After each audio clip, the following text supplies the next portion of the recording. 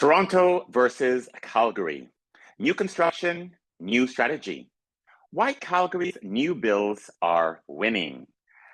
Welcome to another episode of Building Wealth Through Real Estate, Brick by Brick.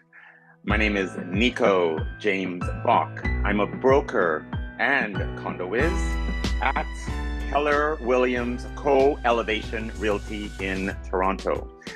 Today, I have a special guest. My guest is Matthew Baker, a realtor, a Toronto realtor at Manor Hill Real Estate Inc. Matthew is a realtor who works the Toronto market for the most part, but has also partnered with Manor Hill's broker of record and is now representing Calgary projects and Edmonton as well.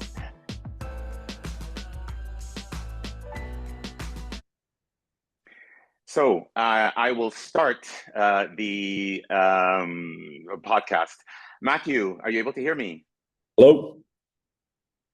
How are you? Good. How are you? I'm doing well. Thank you. I'm doing well. I just started the podcast episode with just a brief description as to what we will be talking about. I will pass quickly on to what the subject matter is, and it is basically a comparison between what's happening in Toronto, the Toronto market, as well as what's going on in Calgary.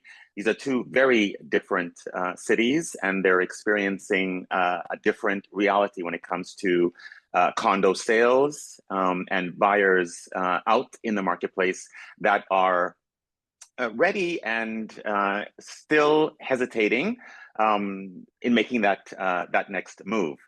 So heading west, Calgary is one of the most exciting real estate markets in Canada right now.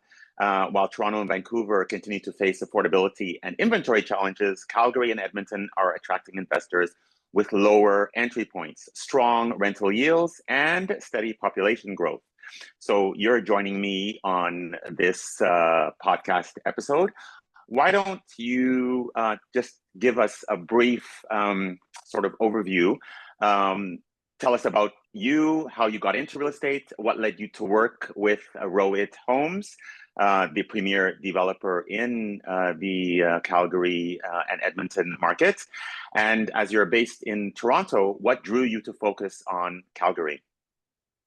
Yeah, absolutely. So I've always kind of had a knack for business. It started, I think, when I was a child in junior school.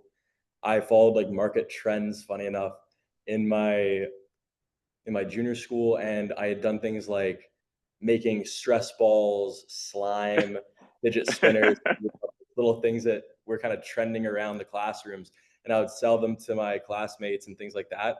And eventually that kind of picked up into things of taking a bigger interest in a business, which led me to take my business courses in high school and eventually sign up for the Bachelor of Commerce honors program at Carleton University. Okay. So I went there for school, and I wasn't really interested in where things were going. I still like the idea of working in business and sales in the future, but I didn't like the limited opportunities that I was told that I would get from an academic advisor. So I had left the university after my exams had finished in April of 2023. And I started working as a busboy, eventually became a waiter, and picked up some construction jobs to pay for my real estate license. So through that, while I was working, I got my real estate license. Yes. And I guess it's been almost 2 years since then. I've been working for about 7 months, and I've got 2 deals under the belt so far. Okay. So as a Toronto realtor, I know that you've also dipped your feet in the Calgary market. So what drew you to focus on Calgary? Yeah, absolutely. What drew me to focus on Calgary was honestly the brokerage that I work for, Manor Hill Realty. The broker managers and broker owners, Boyd and Enos, were very focused on building up the Calgary side of our brokerage. And the place that we had met would have been one of the first times that I'd seen the brokerage. I had went in before getting hired to one of the Rohit pre-construction events at the old office on Bloor. And I think I believe that's where we met. And I was kind of just hooked from the very beginning. I saw Boyd and the way he was speaking about Calgary and all the opportunities and potential, the risk that he had taken that eventually had paid off for him it was inspiring. And that really got me wanting to work more towards that Calgary side of business. Okay.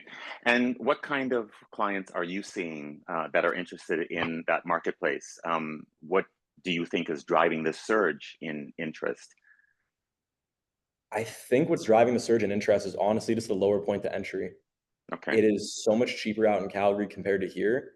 And there's a lot of bonuses about buying in Calgary that you don't get in Ontario or Toronto. So Okay. in Calgary, there is no HST, there is no land transfer tax. And as stated, it's just the prices are so much lower. You can find condominiums that are being built this year that are starting in the 200s. You can find freehold detached that are starting in the 300s and 400s. It's just the pricing it's out of this world. It's something that you wouldn't have seen prior to, I guess, the mid 2010s in Ontario. It's Okay. hard to come by. And what kind of people are you seeing? What kind of clients are you seeing that are focusing on the Calgary market? Are they end users, people like small families, couples, first-time buyers, or are they more like investors? And we'll talk about your investor journey as well, Yeah, I or think that it's both. a mix of both. I think it's really Okay. honestly a good mix of both. There's a lot of people who are moving out there just because of the job opportunities, and because it's also a lot harder to find housing here in Ontario. I believe that the majority of Calgary specifically is population growth. I believe 40% of it has came from interprovincial migration, specifically from Ontario alone in the last 5 years. And then, of course, there's the Yeah. investor side as well, cheap properties, good rental rates. And it's also very landlord friendly. There's Yes. no, what is it called? There's no rent control. And Right. it's a lot more of a landlord friendly kind of province. Yes, I discovered that. As you mentioned, you and I met during one of the very first broker presentations at Manor Hill, where Boyd introduced the projects that are in and around Calgary, more specifically Calgary, but also Edmonton with Rohit Homes. Um, there was there's a podcast episode. The podcast title is Stress Test. I follow it frequently, and one of the more recent episodes, I believe it was October the 15th, is entitled "Condo Hate is Real. What's the New Path to Home Ownership?" I want to talk about that. I pointed you to that episode as well. I just want to talk briefly about the caller at that point was a first-time investor, and she invested in a condominium in Calgary in 2022.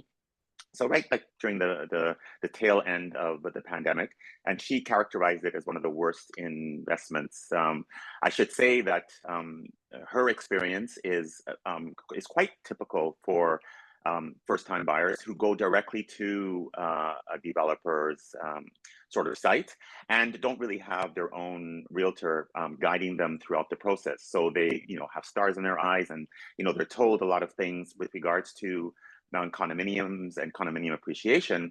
And this particular buyer, because her circumstances changed, she was in a position to have to sell the condominium because prices were dropping and interest rates were rising.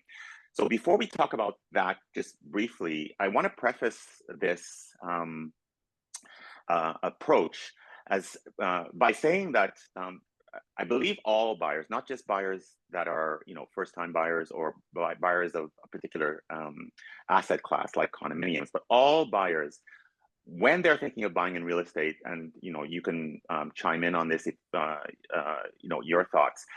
They should think of it as a long-term investment, not as a get-rich-quick scheme where you buy something and you see immediate appreciation in under a year. There were stories like that existed around the pandemic, but that's when, interest rates were much, much lower. The demand was much higher. There was not as much inventory. So I think people should be looking at a 5, 7, or even 10-year cycle when they're thinking of real estate. What are your thoughts on that? Yeah, I mean, I absolutely agree. Real estate isn't currently a game where you can get rich fast. And I feel very bad for the caller after listening to that podcast. She unfortunately bought at the peak of the market during COVID and wasn't eventually able to pay for her bills when her mortgage rate had changed and had to eventually sell her condominium. So, like anything in this world, whether it be the old PS3 that you have up for sale on eBay, a car that you're trying to sell, or really anything, it all relates to real estate in the sense that they're all volatile. They're all subject to volatility. And so prices will go up, prices will go down. And this is the unfortunate truth of it. Yes, and they should also, while they're going through this journey, speak with professionals that are in the field, as like mortgage brokers, financial advisors, their realtors, for example, who have their interests in mind. They should also check out the developer, not just the development. It's what has the developer built? What is their track record? And understand timing, the deposit structure, completion dates. Perhaps a completion date can be pushed back, pushed forward. Their rights, the 10-day cooling off period, all of those aspects should figure into their decision. I know you recently sort of walk the walk and talk the talk, I guess you could say, by investing in Calgary real estate as a first-time buyer. So you have a little bit more insight into the process. But what was your experience when you made that purchase? What was your experience like going through from the time you you discovered the project to the time you signed to now? Actually, you are nearing interim occupancy, if I'm not mistaken. Mm-hmm. Yeah, so the first time that I found out about Rohit is when I had joined the brokerage and came in for that first meeting. So I really found out about the properties around February of this year. And I had taken a look at the pricing, and it still haunts me to this day. The place that I had bought in was in the 200s. And when eventually I pulled the trigger back in June, it ended up going into the higher 300s, which was, Okay. it is what it is. It's the name of the game, right? I spoke about it earlier, Yes. volatility. But Yes. yeah, I signed the contract in late June, early July. I had a little bit of back and forth between the builder and some of the representatives, just about information about when I'm going to be getting the expected occupancy date, some of the things like the declaration, and all the rest of the important documents that I needed. And it's been a pretty smooth ride since then. Not much has happened. I put down my deposit and I'm just awaiting the closing date.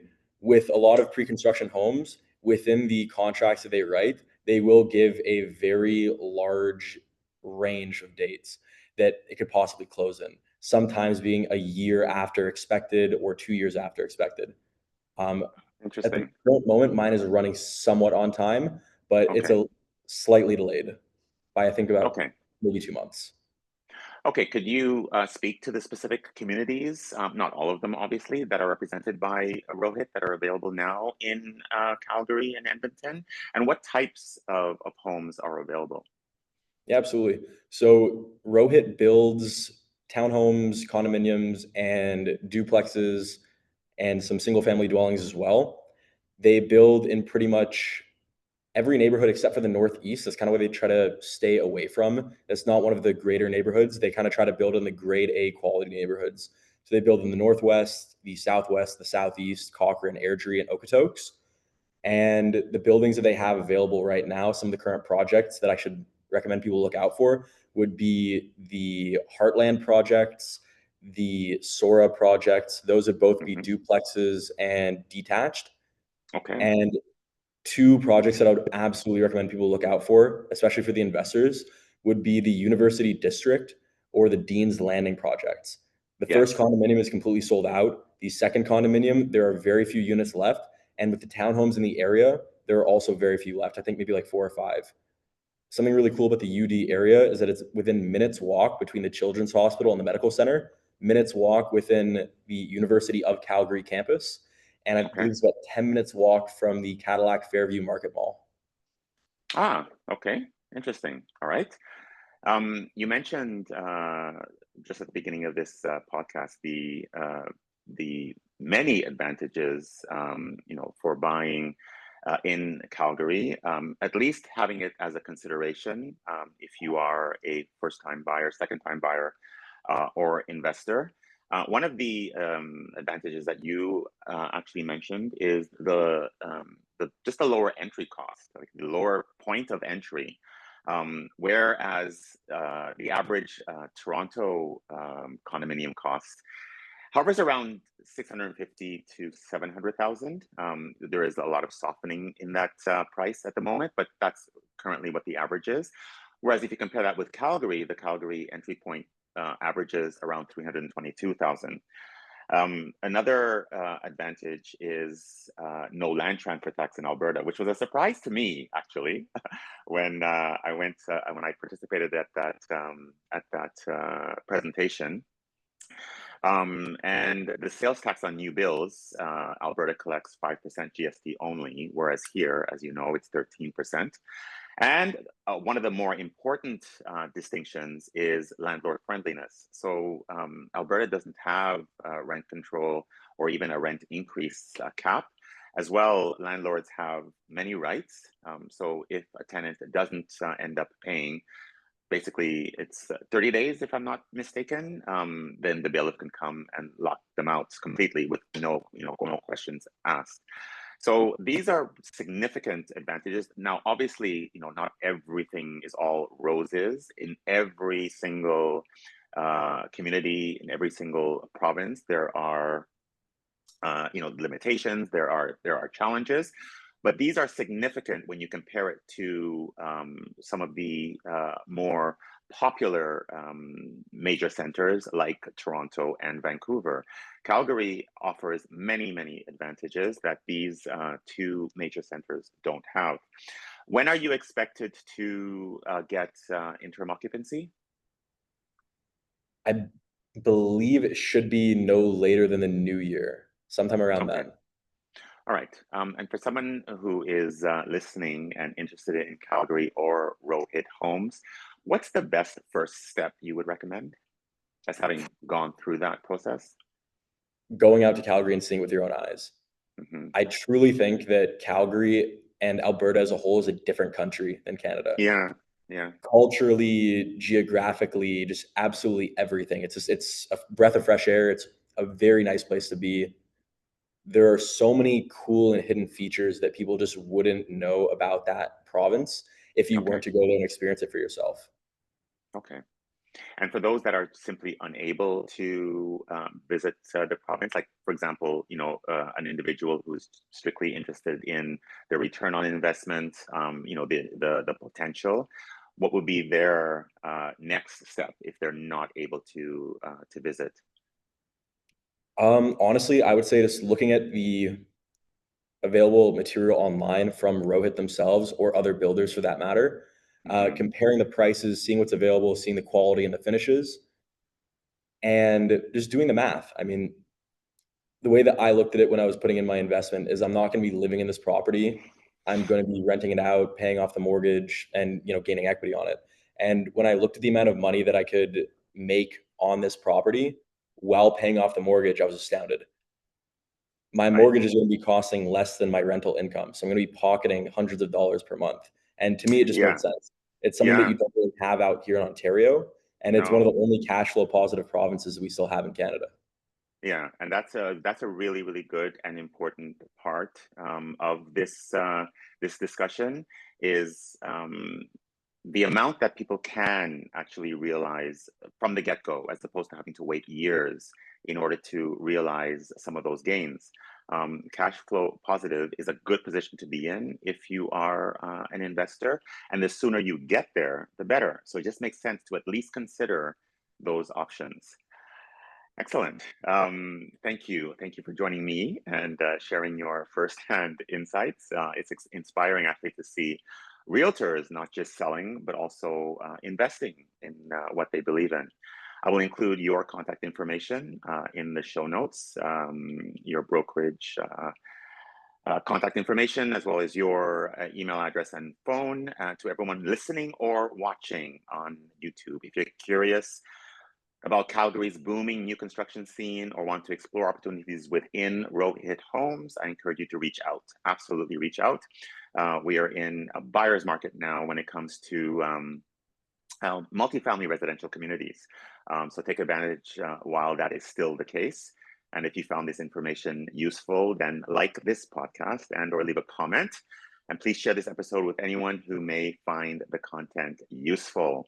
Thank you again, Matthew. It was a pleasure. And I'll see you soon at the next Rohit presentation, which I'm sure is going to be in the next couple of weeks. For sure. Thanks so much, Nico, for having me. I appreciate it. The pleasure was mine. Thank you. Ciao. Bye-bye. Good? Perfect. That was